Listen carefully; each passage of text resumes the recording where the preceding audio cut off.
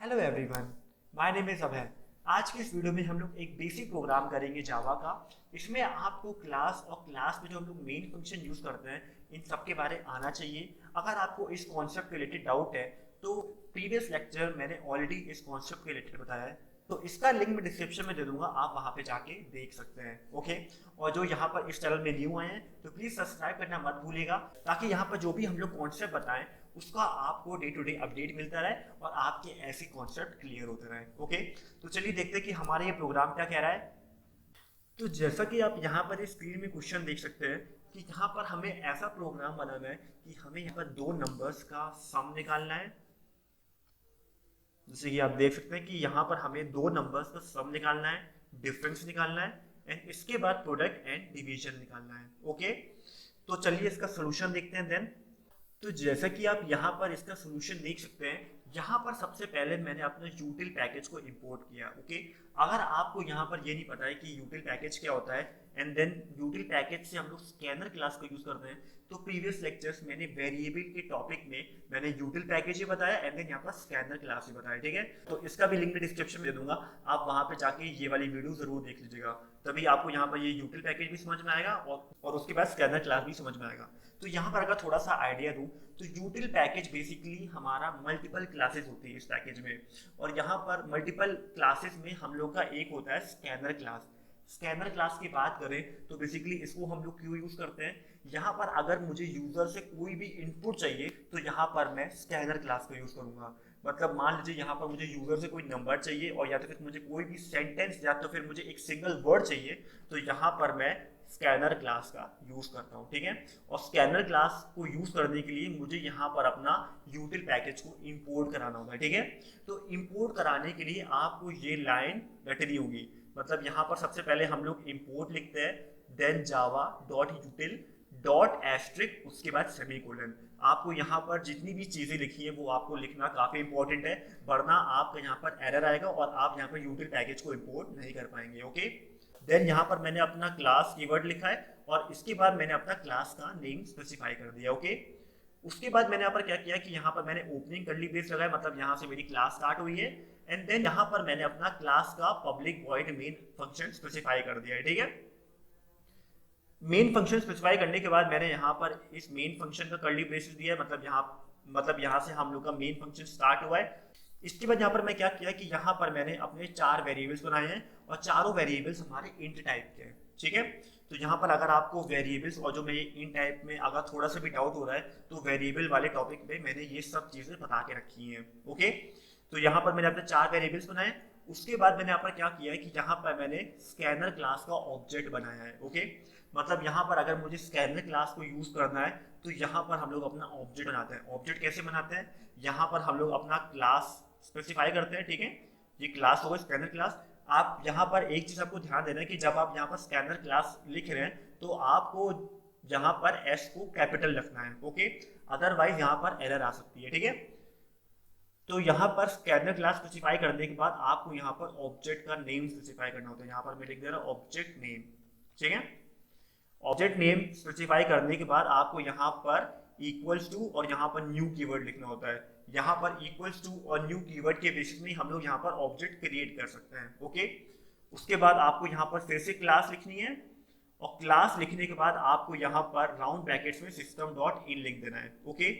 यहाँ पर ये लाइन आपको ये भी लाइन याद करनी होगी। मतलब यहाँ पर स्कैनर क्लास का यूज करना है तो आपको यहाँ पर सबसे पहले क्लास का नेम लिखना है, देन आपको यहाँ पर ऑब्जेक्ट का नेम लिखना है is equal to new and then फिर से आपको क्लास का नेम लिखना है एंड देन उसके बाद राउंड ब्रैकेट में सिस्टम डॉट इन। ठीक है। तो इतनी लाइन आपको यहाँ पर याद करनी होगी। ठीक है। उसके बाद जैसे कि आप देख सकते हैं कि यहाँ पर जो भी लाइन हमारी खत्म हो रही है यहाँ पर मैंने सेमी कोलन लगाया। ठीक है। सेमी कोलन नहीं लगाएंगे तो आपको यहाँ पर फिर से एरर मिल सकती है। ओके। उसके बाद मैंने यहाँ पर क्या किया है, यहाँ पर मैंने एक दो वेरिएबल बनाए हैं, इंट ए इंट बी, और उसके बाद मैंने यहाँ पर यूजर से इंटीजर टाइप की वैल्यू मांगी है। कैसे मांगी है, यहाँ पर मैंने स्कैनर क्लास का ऑब्जेक्ट यूज किया है, जैसे कि देख सकते हैं कि यहाँ पर जो मैंने एससी क्रिएट किया था वही मैंने यहाँ पर यूज किया, dot next int. Next int से क्या होता है कि यहाँ पर हम लोग अपने यूजर से इंटीजर टाइप की वैल्यू ले सकते हैं। ओके। तो यहाँ पर मैंने ऐसे ही अपना इंट ए अपना स्पेसिफाई किया एंड देन मैंने अपना इंट बी स्पेसिफाई किया, ठीक है। तो यहाँ पर यूजर अपना सबसे पहले जो नंबर डालेगा वो मेरा इंट ए में जाएगा एंड देन उसके बाद जो नंबर डालेगा वो मेरा इंट बी में स्टोर होगा, ठीक है। तो यहाँ पर जब मुझे ए और बी यूजर से मिल गया है तब मैंने क्या किया है, तब मैंने सिंपली जो हमारा वेरिएबल था सम उसमें मैंने a प्लस बी कर दिया है, ठीक है। मतलब यहाँ पर जो यूजर ने दो नंबर्स अपने इनपुट किए थे उन दोनों नंबर्स को मैंने प्लस कर दिया है, ओके। नेक्स्ट मैंने यहाँ पर अपना डिवाइड कर लिया। डिवाइड कैसे किया कि यहाँ पर मैंने अपना डिव वेरिएबल में a स्लैश बी अपना स्पेसिफाई कर दिया, ठीक है। तो यहाँ पर जो भी डिवाइड करके हमारा आएगा वो हमारे डिव में स्टोर हो जाएगा, okay. And then same to same मैंने यहाँ पर प्रोडक्ट भी अपना प्रॉड वेरिएबल में a एस्ट्रिक बी अपना स्पेसिफाई कर दिया, ठीक है। एंड देन मैंने अपना डिफ वेरिएबल में भी a माइनस बी अपना जो भी आएगा इसका रिजल्ट वो यहाँ डिफ में हम लोग स्टोर कर दिए, ठीक है। उसके बाद हम लोगों ने क्या किया कि जैसे कि मैंने अपना प्रीवियस लेक्चर में बताया था कि अगर मुझे यहाँ पर कोई भी चीज प्रिंट करनी है तो यहाँ पर हम लोग अपना system.out.println लिखते हैं। इसी लाइन के बेसिस में यहाँ पर हम लोग अपना कोई भी चीज अपना कंप्यूटर में प्रिंट करा सकते हैं, ठीक है। तो यहाँ पर मैंने system.out.println लिखा है। उसके बाद यहाँ पर जैसे कि देख सकते हैं कि जो मैंने डबल कोट्स में लिखा है ये हमारा स्टेटमेंट है, ठीक है। तो यहाँ पर कंप्यूटर में कैसे आएगा, यहाँ पर हमारा सम आएगा इक्वल्स टू एंड देन उसके बाद यहाँ पर जो हमारा सम वेरिएबल था उसको स्पेसिफाई कर दे, ठीक है। तो यहाँ पर अगर स्टेटमेंट के बाद अगर मुझे अपना सम वेरिएबल स्पेसिफाई करना होता है तो यहाँ पर आपको बीच में प्लस ऐड करना होता है। प्लस का मतलब क्या होता है कि स्टेटमेंट प्लस दिस वेरिएबल, ठीक है। तो यहाँ पर जो भी सम आएगा, मान लीजिए यहाँ पर आया सम 10 तो यहाँ पर हमारा ऐसे करके आ जाएगा, ठीक है। उसके बाद मैंने यहाँ पर क्या किया है, उसके बाद मैंने यहाँ पर मुझे एक स्पेस ऐड कर दी है। तो स्पेस ऐड करने के लिए मुझे यहाँ पर फिर से अपना डबल कोट्स ऐड करना होगा और डबल कोट में अपना स्पेस अपना स्पेसिफाई करना होगा, ठीक है। तो यहाँ पर ये फिर से स्टेटमेंट है, तो यहाँ पर स्टेटमेंट के लिए मैंने अपना फिर से प्लस लगाया एंड देन यहाँ पर मैंने अपना स्पेस स्पेसिफाई कर दिया, ठीक है। तो यहाँ पर ऐसे करके कुछ स्पेस आएगा एंड देन यहाँ पर मुझे फिर से अपना स्टेटमेंट लिखना था तो प्लस करके मैंने डिफरेंस लिख दिया। तो यहाँ पर ये डिफरेंस आएगा, ठीक है, डिफरेंस, फिर इक्वल्स टू एंड देन फिर प्लस देन हमारा ये डिफ वेरिएबल। तो मान लीजिए डिफ वेरिएबल कुछ 5 आया था, ओके, प्लस स्पेस, तो यहाँ पर एक फिर से स्पेस आएगी, देन प्लस डिवीजन, तो यहाँ पर डिवीजन स्टेटमेंट आएगा and than equals two plus div. Div मान लीजिए हमारा आया है 2, ओके, फिर प्लस स्पेस, तो यहाँ पर फिर से स्पेस आएगी, देन प्रोडक्ट, मान लीजिए हमारा प्रोडक्ट आया कुछ 25, ठीक है। तो यहाँ पर हमारा ऐसे करके पूरा स्टेटमेंट कंप्यूटर में प्रिंट हो जाएगा, ठीक है। चलिए इसको यहाँ पर एक ब्रूजे में रन करके देखते हैं कि यहाँ पर जो मैं आउटपुट बता रहा हूँ वो हमारा ऐसे आ रहा है या फिर नहीं आ रहा है, ओके। तो जैसे कि आप देख सकते हैं कि हम लोग अपने ब्रूजे इन्वायरमेंट में आ चुके हैं। अब यहाँ पर जो भी हमारा प्रोग्राम था वो मैं ऑलरेडी टाइप करके रखा हूँ ताकि हमारा यहाँ पर टाइम वेस्ट बिल्कुल भी ना हो, ठीक है।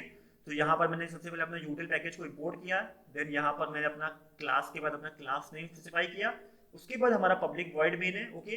एंड देन यहाँ पर मैंने अपने चारों वेरिएबल्स अपना स्पेसिफाई किया, देन यहाँ पर स्कैनर क्लास क्रिएट किया एंड देन यहाँ पर मैंने अपना यूजर से दो नंबर्स इनपुट करके अपना इंट ए और इंट बी में स्टोर कर लिया है, ओके। उसके बाद मैंने यहाँ पर सम किया है, देन यहाँ पर देन यहाँ डिवीजन निकाला है एंड देन उसके बाद प्रोडक्ट, डिफरेंस एंड देन उसके बाद यहाँ पर ये जो चारों वेरिएबल्स है उनको मैंने यहाँ पर प्रिंट कर दिया है, ठीक है। तो सिंपली हम लोग यहाँ पर क्या करेंगे, यहाँ पर हम लोग कंपाइल करेंगे। कंपाइल में आप देख सकते हैं कि हमारा यहाँ पर नो सिंटैक्स एरर आया है, ठीक है। उसके बाद यहाँ पर हमें इसको क्लोज कर देना है, देन राइट क्लिक, न्यू कैल, ओके। उसके बाद जैसे कि आप देख सकते हैं कि एक रेड बॉक्स बन गया, इसमें हम लोग राइट क्लिक करेंगे एंड देन वॉइड मेन, ठीक है। तो यहाँ पर जैसे कि देख सकते हैं कि हमें यहाँ पर कुछ पता नहीं चल पा रहा है कि हमें क्या इनपुट करना है, ठीक है। तो इसको हम लोग यहाँ पर इसको मिनिमाइज करके इसको हम लोग स्टॉप कर देंगे, ठीक है। तो इसमें हम लोग क्या करेंगे, यहाँ पर हम लोग एक मैसेज दे देंगे कि enter the first number and then enter the second number, ठीक है। तो यहाँ पर मैसेज देने के लिए यहाँ पर मुझे अपना फिर से प्रिंट कराना होगा और प्रिंट के लिए हम लोग यहाँ पर system.out.println का यूज करते हैं, ठीक है। तो यहाँ पर मैं डबल कोट्स में स्पेसिफाई कर दूंगा अपना message, enter the first number, okay. और यहाँ पर सेकंड नंबर के लिए यहाँ पर मैं इसको कॉपी करूंगा और इस लाइन के बाद मैं यहाँ पर पेस्ट कर दूंगा, ठीक है। तो यहाँ पर आ जाएगा enter the second number, okay. इसके बाद हम लोग इसको कंपाइल कर लेंगे। कंपाइल करने के बाद इसको क्लोज कर देंगे, देन यहाँ पर फिर से right click, new call, then इस बॉक्स में right click, void main and then यहाँ पर हम लोग अपना टर्मिनल ओपन कर लेंगे, ठीक है। तो यहाँ पर हम लोग अपना फर्स्ट नंबर इनपुट करेंगे, मान लीजिए मैंने यहाँ पर किया अपना 5, ओके। सेकेंड नंबर मान लीजिए मैंने अपना किया 2, ठीक है। जैसे कि आप यहाँ पर देख सकते हैं कि जो मैंने आपको मैसेज बताया था वैसे ही हमारा सेम टू सेम प्रिंट हुआ है। मतलब सबसे पहले सम इक्वल टू आया, उसके बाद हमारा सम आ गया, then space difference equal to हमारा difference, then space, then division equal to हमारा डिवीजन, एंड देन स्पेस, और उसके बाद product is equal to then हमारा ये प्रोडक्ट। ओके, तो आई होप आपको समझ में आया होगा कि अगर ऐसा प्रोग्राम हमारे हमारे एग्जाम में आता है तो हम लोग कैसे इसको अटेम्प्ट कर सकते हैं। ओके, तो मिलते हैं नेक्स्ट वीडियो में नेक्स्ट प्रोग्राम के साथ। आज के टाटा, बाय बाय।